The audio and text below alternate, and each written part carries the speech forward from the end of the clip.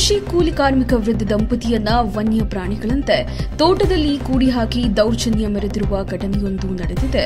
ತಾಲೂಕಿನ ಕಸಬಾ ವ್ಯಾಪ್ತಿಯ ಬೆಲ್ಲದಮಡುಗು ಗ್ರಾಮದ ತೋಟದಲ್ಲಿ ವೃದ್ಧ ದಂಪತಿಯ ಮೇಲೆ ತೋಟದ ಬೆಂಗಳೂರು ಮೂಲದ ಮಾಲೀಕ ಲಕ್ಷ್ಮೀನಾರಾಯಣ ಎಂಬಾತನಿಂದ ದೌರ್ಜನ್ಯ ಎಸಗಲಾಗಿದೆ ಎಂಬ ಆರೋಪ ಕೇಳಿಬಂದಿದ್ದು, ಹನುಮಂತರಾಯಪ್ಪ ರಾಮಕ್ಕ ಎಂಬ ವೃದ್ಧ ದಂಪತಿಗಳನ್ನ ಕೆಲಸಕ್ಕೆಂದು ಕರೆತಂದು ತೋಟದಲ್ಲಿ ಕೂಡಿ ಹಾಕಲಾಗಿದ್ದು, ಕುಡಿಯುವ ನೀರಿಗೂ ನಿರ್ಬಂಧವನ್ನ ಹೇರಿದ್ದು, ಜಮೀನಿನ ಮುಖ್ಯದ್ವಾರಕ್ಕೂ ಜಮೀನಿನ ಮಾಲೀಕ ಬೀಗ ಜಡಿದು ಹೋಗಿದ್ದು, ವೃದ್ಧ ದಂಪತಿಗಳು ಪರದಾಡುವಂತಹ ಪರಿಸ್ಥಿತಿ ಎದುರಾಗಿದೆ.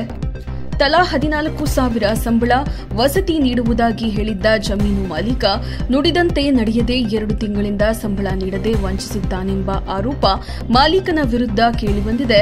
ಕಾರ್ಮಿಕ ದಂಪತಿಗಳು ವಾಸವಿದ್ದ ಶೆಡ್ಗೂ ಕೂಡ ಬೀಗ ಹಾಕಲಾಗಿದ್ದು, ವೃದ್ಧ ದಂಪತಿಗಳು ಊಟ ಕುಡಿಯಲು ನೀರು ಇಲ್ಲದೆ ತೋಟದಲ್ಲಿ ಊಟವಿಲ್ಲದೆ ನರಳುತ್ತಿದ್ದಾರೆಂದು ತಿಳಿದ ಸಾರ್ವಜನಿಕರು ವೃದ್ಧ ಕೂಲಿ ಕಾರ್ಮಿಕ ದಂಪತಿಗಳಿಗೆ ಸ್ಥಳೀಯರಿಂದ ನೆರವು ನೀಡಲಾಗಿದೆ.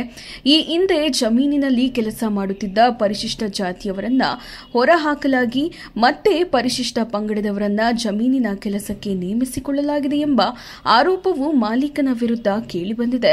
ವೃದ್ಧ ದಂಪತಿಗಳ ರಕ್ಷಣೆ ಮಾಡುವಂತೆ ಹಾಗೂ ಮಾಲೀಕನ ವಿರುದ್ಧ ಕಾನೂನು ಕ್ರಮ ಕೈಗೊಳ್ಳುವಂತೆ ದಲಿತ ಸಂಘಟನೆಗಳಿಂದ ಒತ್ತಾಯಿಸಲಾಗಿದ್ದು, ಮಾಹಿತಿ ತಿಳಿದ ತಾಲೂಕು ಆಡಳಿತದ ಅಧಿಕಾರಿಗಳು ಸ್ಥಳಕ್ಕೆ ಭೇಟಿ ನೀಡಿ ವೃದ್ಧ ದಂಪತಿಗಳಿಗೆ ಆಸರಿಯಾಗಿದ್ದಾರೆ.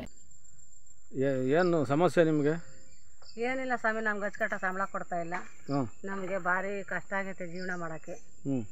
ಕುಡಿಯೋಕೆ ನೀರೇ ಇಲ್ಲ. ಇಲ್ಲಿ ಬೇರೆ ಇದರಿಂದ ತಂದು ಕುಡಿತಾ ಇದ್ದೀವಿ ನೀರು. ನಿನ್ನ ಹೆಸರು ಏನಜ? ಹನುಮಂತರಾಯಪ್ಪನ. ಎಷ್ಟು ಕೊಡ್ತೀವಿ ಅಂತ ಹೇಳಿದ್ರು ಸಂಬಳ? 14. ಒಬ್ಬೊಬ್ರಿಗ? ಒಬ್ಬೊಬ್ರಿಗೆ 14. ಈಗ ಎಷ್ಟು ಕೊಡ್ತಾವ್ರೆ? 7. ಒಬ್ಬೊಬ್ರಿಗೆ 7 ಕೊಡ್ತಾವ್ರೆ. 7 ಕೊಡ್ತಾವ್ರ? ಕೇಳಿದ್ರೆ ಏನು ಹೇಳ್ತಾರೆ? ಅಷ್ಟೇ, ನಾವು ಒಬ್ಬರಿಗೆ ಕೊಡೋದು ಸಂಬಳ, ಇನ್ನೊಬ್ರಿಗೆ ಕೊಡಲ್ಲ ಅಂತವ್ರೆ ಅಂತ ಇಷ್ಟು ಇದು ಮಾಡ್ತಾವ್ರೆ ಸರ್. ಹೇಳಿರಿ ಒಬ್ಬರಿಗೆ ಕೊಡೋದು ಇಷ್ಟು, ಇಬ್ಬರಿಗೂ ಕೊಡೋಕ್ಕಾಗಲ್ಲ ಅಂತ ಹೇಳ್ತಾರೆ. ಇವಾಗ ನಮಗೆ ಶಾನೆ ತೊಂದರೆ ಆಗಿದೆ. ಕೆಲಸ ಮಾಡಲ್ಲ, ಒಬ್ಬರಿಗೆ ಕೊಡೋದು ಅಂತ ಹೇಳ್ತಾರೆ. ಇದ್ರಲ್ಲಿ ಏನು ಮಾಡ್ತಾರೆ? ಊಟ ತಿಂಡಿಗೆ ಏನು ಮಾಡ್ಕೊಂತೀರಾ? ಏನಿಲ್ಲ ಸ್ವಾಮಿ, ಬೀಗ ಹಾಕೊಂಡೋಗ್ಯಾರ, ಗೇಟ್ ಬೀಗ. ಆ ಕಡೆ ಈ ಕಡೆ ಯಾರನ್ನ ಬೇರೆ ತಂದು ಕೊಡ್ಬೇಕು ಅಷ್ಟೇ ನಮಗೆ.